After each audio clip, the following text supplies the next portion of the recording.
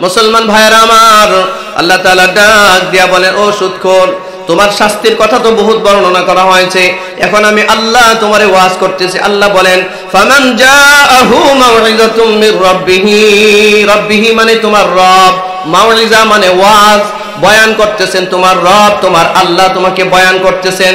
কি বয়ান? ফান্তাহা, যা সুদ খেয়েছো খেয়েছো, এবার থামো, সুদ ছেড়ে দাও। ফালাহু মা সালাফ, তোমার অতীতটাকে অতীত হিসেবে, অতীত ভুল হিসেবে আমি আল্লাহ ধরে নিব। ওয়া আমরুহু ইলাল্লাহ, আর আমি আল্লাহ তোমার সব দায়িত্ব নিয়ে নিব। এই আপনাদের খেয়াল আছে? আল্লাহ এবার ওয়াজ করে বলতেছেন সুদখোর রে, একবারে নিরাশ করেন নাই, সুদখোরে বলতেছেন সুদখোর যা করছো করছো, বুঝে করো না বুঝে করো, 20-30 বছর। আচ্ছা বলেন তো, একটা গ্রামের মানুষ 30 বছর যদি সুদ খা, একই স্বাভাবিক সুদখোর? এ তো ব্র্যান্ডিং সুদখোর। এপেক্সের জুতার যেমন ব্র্যান্ড, বাটা জুতার যেমন একটা ব্র্যান্ড, হেও ব্র্যান্ড হয়ে গেছে। এলাকার কেউ যদি জিজ্ঞাসা করে, হ্যালো কই আছিস, সুদখোরের বাড়ির সামনে আছি, এক নামে সারা গ্রামের মানুষ এক নামে চিনে, যেটা অমুকের বাড়ির সামনে আছে, ঠিক না? ব্র্যান্ডিং হয়ে গেছে সুদখোর। এরপরেও আল্লাহ কত দয়ার সাগর দেখেন। আল্লাহ বলেন, শোনো আমি তোমারে ওয়াজ করতেছি, এতক্ষণ ভয় দেখাইলাম, এখন ওয়াজ করতেছি। আল্লাহ বলেন ওয়াজ করতেছি। কি ওয়াজ? ফান্তাহা, ছাড়ো সুদ ছাড়ো। 2 নাম্বার, ফালাহু মা সালাফ, যদি সুদ ছেড়ে দাও, আমি আল্লাহ বলতেছি তুমি অতীতে যা ভুল করেছো এটাকে ভুল হিসেবে ধরে নিব। সুবহানাল্লাহ বলছেন না? এই এটা বন্ধ করেন, এদিকে তাকান। আল্লাহ রাব্বুল আলামিন বলেন, তোমার অতীতটাকে, অতীতে যা ভুল করেছো এটাকে ভুল হিসেবে আমি ধরে নিব। এরপর আল্লাহ তাআলা বলেন, ওয়া আমরুহু ইলাল্লাহ।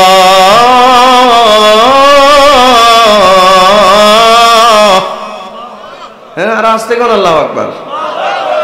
আওয়াজ শুনে মনে হইতেছে গীতা পড়তেছে নাকি? এই ভাই, এই কোরআনে শরীফ, এই কোরআনে কারীম জান্নাতের মধ্যে আল্লাহ নিজে পড়বেন, নবীজি নিজে পড়বেন। আল্লাহু আকবার বলুন। আল্লাহ তাআলা বলেন, আমরুহু ইলাল্লাহ। আল্লাহ ডাক দিয়া বলেন, তোমার অতীত অতীত, অতীতের ভুলটাকে ভুল হিসেবে ধরবো, আর ভবিষ্যতের জন্য আমরুহু ইলাল্লাহ, আমি আল্লাহ নিজে তোমার সব কিছুর দায়িত্ব নিব। সুবহানাল্লাহ, চিৎকার করে বলেন।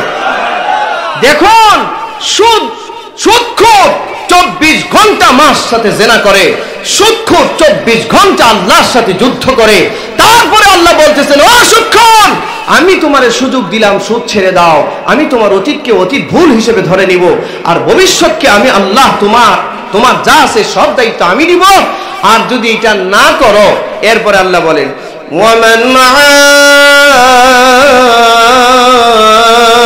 আদ, আল্লাহ বলেন, যদি আমার ওয়াজ শোনার পরেও তুমি সুদ না ছাড়ো, আমার ওয়াজ না আল্লাহর ওয়াজ? হ্যাঁ, এটা বুঝতেছেন তো? আল্লাহ বলতেছেন, যদি আমার ওয়াজ শোনার পরেও যদি তুমি সুদ না ছাড়ো, আদা ইয়াউদু মানে পুনরাবৃত্তি করা, সুদকে নতুন ভাবে সুদ খাওয়া শুরু করা, যদি এটা করো, এরপর আল্লাহ বলেন, ফাউলাইকা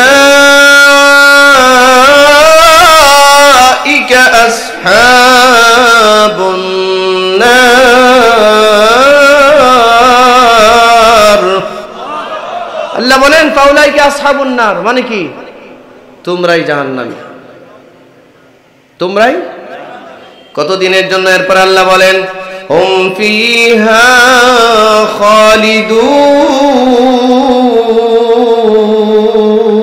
খালিদুন। আল্লাহ বলেন, চিরকালের জাহান্নামী সুদখোর। আল্লাহর দেওয়া বয়ান শুনবার পরেও যদি কোনো সুদখোর সুদ না ছাড়ে, আর সেই সুদের লেনদেন অবস্থায় যদি মরেও যায়, আল্লাহ বলেন তুমি জাহান্নামী, তাও 1-2 দিনের জন্য নয়, হুম ফিহা খালিদুন। হুজুর এই আয়াত থেকে আমি বানায় বলছি, আপনারা বলেন না এটা বানায় বলছি? এই আপনাদের কি নজর আছে এদিকে? তাকান, দেখছেন এই যে উপরে এখান থেকে নিয়ে এই পৃষ্ঠাটার শুরু থেকে নিয়ে শেষ পর্যন্ত 275 নম্বর আয়াত থেকে নিয়ে 281 নম্বর আয়াত পর্যন্ত শুধুমাত্র সুদখোরের ভয়াবহতা নিয়ে আল্লাহ তাআলা আলোচনা করেছে। কোরআনুল কারীমে আমি বহুবার তাফসীর পড়েছি, কোরআনে কারীমে বেনামাজির শাস্তি বর্ণনা করা হয়েছে, হাদিসে বর্ণনা করা হয়েছে, ভাই বেরোজাদারের শাস্তি বর্ণনা করা হয়েছে, জেনাখোরের শাস্তি বর্ণনা করা হয়েছে, চোরের শাস্তি বর্ণনা করা হয়েছে, কিন্তু এত নীতি দীর্ঘ এত লম্বা আলোচনা করে কোন শাস্তি আল্লাহ বর্ণনা করেন নাই। সুদের শাস্তি যত লম্বা করে আল্লাহ বর্ণনা করেছে, পুরা পৃষ্ঠা সহ। আমার সেই সুযোগ নাই, আপনাদেরও সেই ধৈর্য নাই যে আমি পৃষ্ঠা শেষ করতে পারবো। আমার ভাই, আল্লাহ তাআলা বলেন শোনো, আমি রব, আমি বলছি যদি তুমি পুনরায় আমার বয়ান শুনবার পরেও সুদের ব্যবসা করার দুঃসাহস দেখাও, তাহলে আমার ঘোষণা শুনে নাও, ওমান আদা ফাউলাইকা আসহাবুন নার। যদি তুমি পুনরায় আবার নতুন করে সুদ খাও, তাহলে তোমরাই হবে জাহান্নামী, হুম ফিহা খালিদুন, তাও চিরকালের জাহান্নামী। আচ্ছা, আমি কি লুকোচুরি করছি? আয়াত নাম্বার বলি নাই, সূরার নাম বলি নাই। কোন সূরা বলেন? সূরা বাকারা। জবান খোলেন, সূরা বাকারা আয়াত নাম্বার 275। বলুন আয়াত নাম্বার 275। সুদখোরদেরকে বলবো, যারা সুদের মতো জঘন্য ব্যবসার সাথে জড়িত, আল্লাহর রাস্তে থামুন। সুদ খাওয়ার আগে সূরা বাকারা 275 নম্বর আয়াতটা একটু খুলুন, খুলে আপনার রব আপনারা কি বলছেন এটা শুনে তারপরে সুদ খাওয়ার চেষ্টা করবে। এরপরের আয়াতটাতে আল্লাহ একটা লজিক দিয়া, আমি মোটামুটি আলোচনাটা নিয়ে শেষ করতে পারবো, পুরো পৃষ্ঠায় যেতে পারবো না। এরপরে আল্লাহ একটা লজিক দেওয়া সুদখোরে বললেন, এই সুদখোর, তুমি যে সুদ খাও, তুমি যে হারাম পথে টাকা ইনকাম করো, তোমার পরিণতিটা কি শোনো। আল্লাহ বলেন, ইয়ামহাকুল্লাহুর রিবা,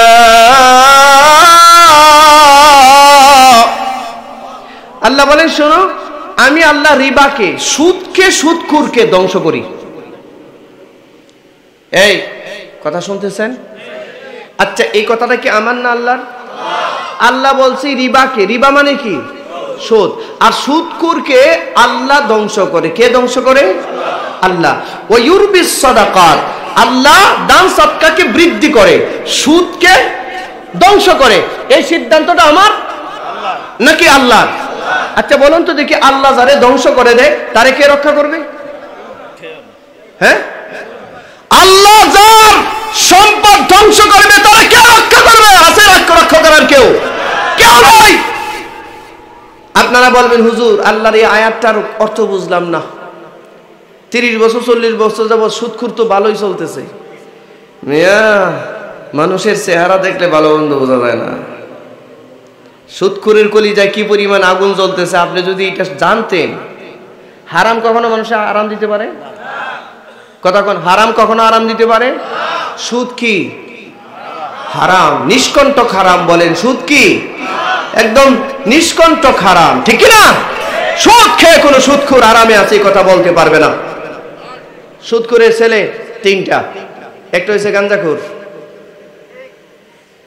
একটা খায় মদ, হ্যাঁ, একটা খায় ইয়াবা। আচ্ছা বলেন, তাহলে এই সুদখোর এই টাকার কি মূল্য আছে? কোনো মূল্য আছে? আছে কোনো মূল্য? মেয়ে একটা হয়েছে, মেয়ে এটা পাগল দিছে, ছেলে একটা রলে বুড়া একটা রলে বাগজে। আমাদের দেশে দেন না কি সংস্কৃতি তৈরি যায়, ঠিক না? আমাদের দেশের মেয়েরা এখন বুড়াদেরকে নিয়ে বলায়।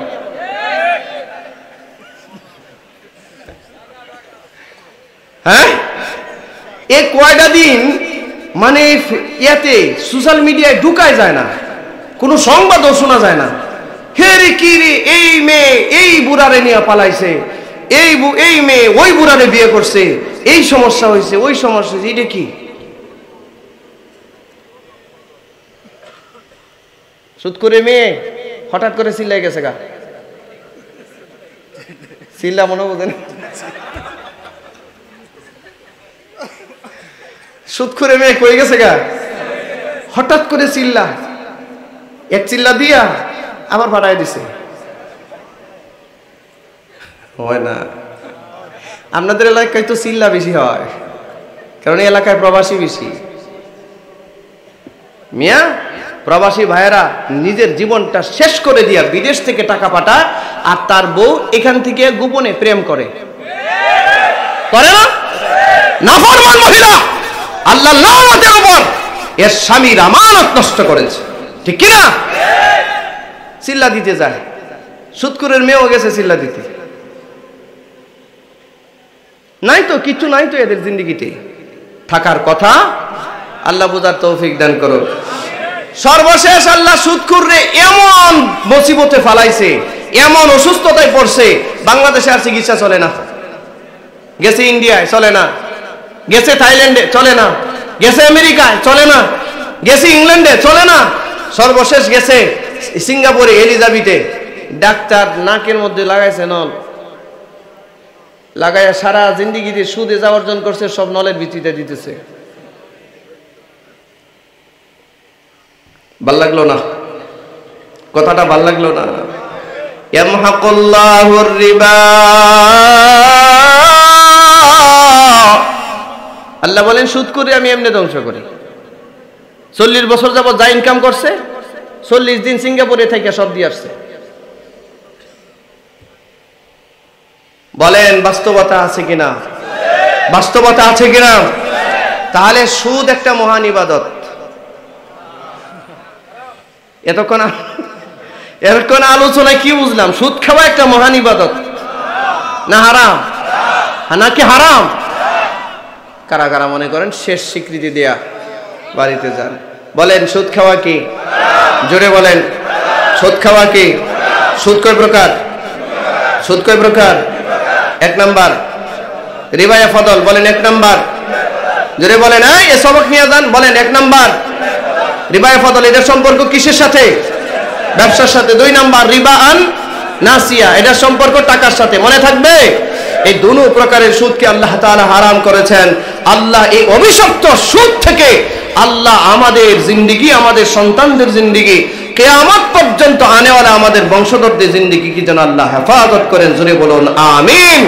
ওয়া আখিরু দাওয়ানা আলহামদুলিল্লাহি রাব্বিল আলামিন। আমি